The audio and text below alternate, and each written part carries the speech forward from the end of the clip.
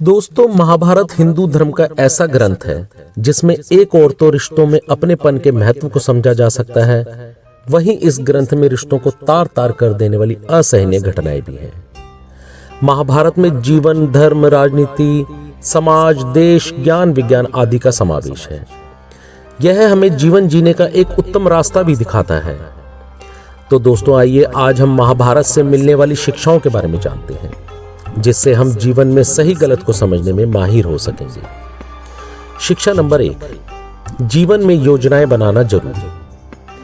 अगर श्री कृष्ण पांडवों को बचाने के लिए योजनाबद्ध तरीकों का इस्तेमाल नहीं करते तो पांडव कभी भी कौरवों से जीत नहीं सकते थे। इसलिए अगर आपको जीवन में किसी भी क्षेत्र में जीत हासिल करनी है तो जीवन में योजनाएं बनाकर चलना सीखो, क्योंकि योजना बनाकर चलने से आपको जीतने से कोई नहीं रोक सकता। शिक्षा नंबर 2, जैसी संगत वैसी रंगत। आप लाख अच्छे हों, लेकिन अगर आपकी संगत अच्छी नहीं है तो आप बर्बाद हो जाओगे। महाभारत में दुर्योधन बुरा नहीं था, बल्कि उसे बुरे मार्ग पर चलाने वाला मामा शकुनी बुरा था। शकुनी की संगत ने दुर्योधन को अपंग बनाकर छोड़ दिया था, इसलिए अच्छी संगत को अपनाना सीखो। शिक्षा नंबर 3, दोस्त और दुश्मन की पहचान होना। कौरवों का साथ दे रहे भीष्म, द्रोण और विदुर ने युद्ध में अंततः पांडवों का ही साथ दिया था। ये लड़ाई तो कौरवों की तरफ से लड़ रहे थे, लेकिन प्रशंसा हमेशा पांडवों की ही करते थे और युद्ध जीतने के उपाय भी पांडवों को ही बताते थे। इसी तरह कई बार दोस्त के रूप में हमारे दुश्मन भी हमारे साथ आकर हमारे सारे राज ले लेते हैं और कभी ना कभी हमें धोखा दे सकते हैं। इसलिए दोस्त और दुश्मन में पहचान करना हमें अच्छे से आना चाहिए। शिक्षा नंबर 4, हथियार से घातक बोले गए वचन। महल के अंदर जब दुर्योधन एक जल से भरे कुंड में गलतीवश गिर पड़े थे, तब हंसते हुए द्रौपदी ने कहा था, अंधे का पुत्र भी अंधा। दोस्तों, बस यही बात दुर्योधन को चुभ गई थी, जिसका परिणाम द्रौपदी के चीरहरण के रूप में हुआ था और इतनी बड़ी और भयानक महाभारत की रूपरेखा भी। इसलिए हमेशा बोलने से पहले 100 बार सोचें कि आपके द्वारा बोले गए शब्द हथियार से भी ज्यादा घातक हो सकते हैं। शिक्षा नंबर 5, जुए सट्टे से दूर रहना। शकुनी ने पांडवों को फंसाने के लिए जुए का आयोजन किया था, जिसके चलते पांडवों ने अपना सब कुछ दांव पर लगा दिया था और अंत में द्रौपदी को भी दांव पर लगाना पड़ा था।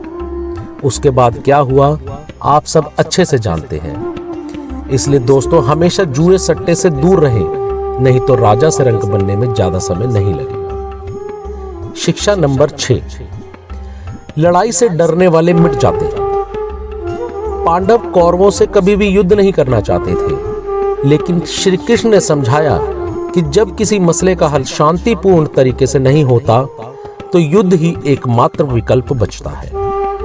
इसी तरह कई बार अपनी चीजें हासिल करने के लिए और अपने अधिकारों को पाने के लिए लड़ना पड़ता है।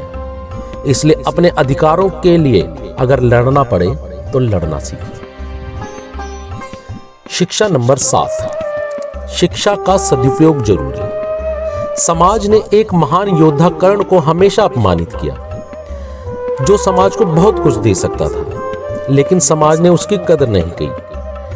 इसलिए दोस्तों, कर्ण में समाज को मिटाने और अपने अपमान का बदला लेने की भावना घर कर गई थी, जिसके परिणाम स्वरूप समाज और कर्ण को अपने किए का दंड मिल ही गया था। ना तो समाज ने और ना ही कर्ण ने अपनी अपनी शिक्षा का सही सदुपयोग किया। इसलिए आप सदैव अपनी शिक्षा का सही उपयोग करें, ताकि शिक्षा आपके सही काम आ सके।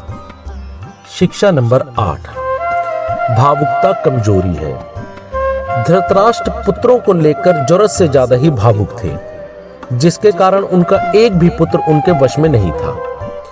भावुकता के कारण पुत्र मोह में आकर वह सही गलत का फर्क करना भूल गए थे। इसलिए दोस्तों, सदैव भावुक होने के साथ आप अपनी सोचने समझने की शक्ति को भी सजग रखें, क्योंकि जरूरत से ज्यादा भावुकता कई बार इंसान को कमजोर बना देती है और वह सही गलत का फर्क करना, पहचानना भूल जाता है। शिक्षा नंबर 9, योग्यता पाने के लिए जुनूनी बनो। दोस्तों, एकलव्य ने जिस प्रकार छिपकर अर्जुन से भी अधिक महारत भरी शिक्षा हासिल कर ली थी, वह एकलव्य की लगन और मेहनत का ही नतीजा था, जिससे वह अर्जुन से भी बेहतर धनुर्धर बन गए। उसी प्रकार आप भी योग्यता की चरम सीमा को प्राप्त करने के लिए जुनूनी बनो। शिक्षा नंबर 10, दंड का डर जरूरी। दोस्तों, महाभारत में एक दूसरे की गलती, रिश्तों की हत्या, एक दूसरे का अपमान, इन सभी की रूपरेखा की व्याख्या दिखती है, जिसके परिणाम स्वरूप भगवान ने दंड के रूप में इतनी बड़ी कहानी रच डाली, ताकि पांडवों और कौरवों दोनों पक्षों को अपनी की हुई गलतियों की सजा मिल सके और उन्हें सच्चा ज्ञान प्राप्त हो सके। ठीक इसी प्रकार समाज में हमारे दंड मिलने का भय बना रहना चाहिए कि अगर मैंने कोई गलत काम किया तो मुझे सजा के रूप में दंडित होना पड़ सकता है, जिसका जीता जागता उदाहरण आजकल के दौर में पुलिस द्वारा दी गई जेल की सजा है। दोस्तों, यदि हम अपने हिंदू ग्रंथ महाभारत से यह सारी शिक्षाएं ग्रहण कर लेंगे तो असल जीवन को किस प्रकार से जीना है, यह समझने में हमें देर नहीं लगेगी। इसलिए मेरा आप सभी दोस्तों से निवेदन है कि इन शिक्षाओं का अपने जीवन में समावेश करें और जीवन सही से जीना सीखें। तो दोस्तों, मैं आपका दोस्त नवीन आज महाभारत से जुड़ी हुई और महाभारत से मिलने वाली शिक्षाओं को लेकर आप सबके सामने लेकर पेश हुआ था। अगर यह शिक्षाएं आपको अच्छी लगी हो तो इन्हें लाइक करना, इन पर कमेंट करना, इन्हें अपने दोस्तों के साथ शेयर करना और मेरे चैनल बी पॉजिटिव विद नवीन को सब्सक्राइब करना। अगली मुलाकात तक के लिए दोस्तों, नमस्कार, गुड बाय।